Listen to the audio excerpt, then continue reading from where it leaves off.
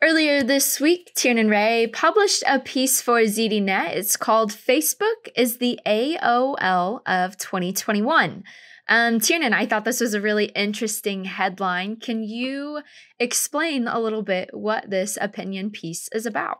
Back in the early days of the World Wide Web, most people didn't know how to get to the internet, Beth. And so what happened was many times they would get a floppy diskette in those days that was sent out by one of three online services. AOL was the biggest. There was also CompuServe and Prodigy. And this is how people would connect to the internet using their PCs. And it was an on-ramp for people to the internet in the early days. The problem was it was somewhat limited. It had sort of clunky software. They would tell you to go into their chat rooms and try and direct you to their content. They had sort of not very feature-rich email software. Around the same time, Tim Berners-Lee at the CERN Research Institute in Europe released the software that was for setting up websites. And those of us at that time who weren't so crazy about AOL suddenly had this great alternative because we could go and get an ISP connection, Internet Service Provider connection, and go directly to any website in the world. AOL, CompuServe, and Prodigy eventually embraced the World Wide Web and would give you a browser. It wasn't a very good browser. But for those of us who wanted freedom and independence, using the web software and a new thing called Netscape Navigator, the first commercial web browser, was our experience of kind of breaking free of what was really the baby internet with AOL. Similarly, today in the world of social, you're limited to what a bunch of companies want you to do in the social network and social media: Facebook, Pinterest, Snap, Twitter, whichever of these services you choose. They're all what you call walled gardens, and they control who you can talk to. It's kind of like the old days of you're either on Prodigy, you're on CompuServe, or you're on AOL.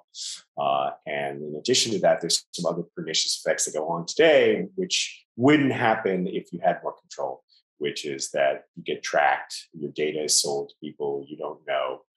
And there's all kinds of effects of being inside an advertising machine where every single thing that you're doing is then grist for advertising. The sites really control what you see because we know the algorithms sort and sift what you get to see of your friends' content, of other people's content that you don't even know. So similar to the old days of AOL, where this thing, the web, suddenly let all of us kind of break free of kind of a baby experience. There's a possibility there that someone could provide something like the web was and let you break free and talk to whoever you want about whatever you want, not have their algorithms secretly deciding what you see and kind of limiting what you do. Interesting. Yeah,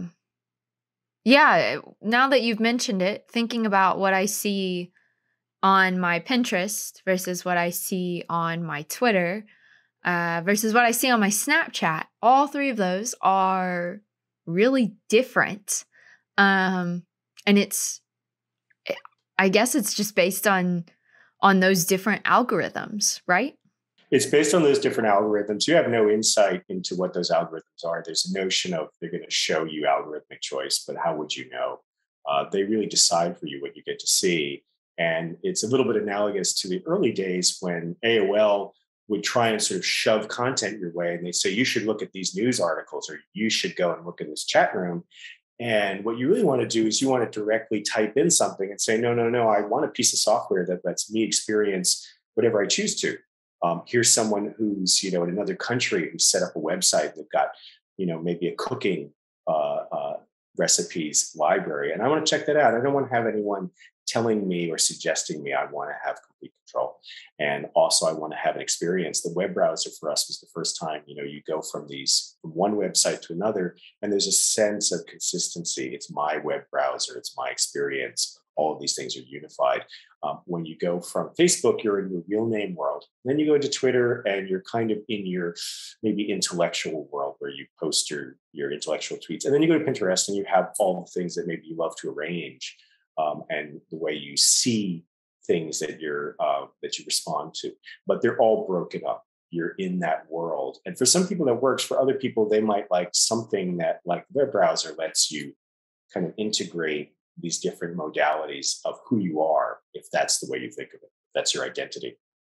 Yeah. All right, Tiernan. Well, thank you. This was very interesting. And I now that you've explained it, I do think it is something that would make sense here soon, because a lot of people are really starting to finally understand just how much of their information is being tracked through different social media apps.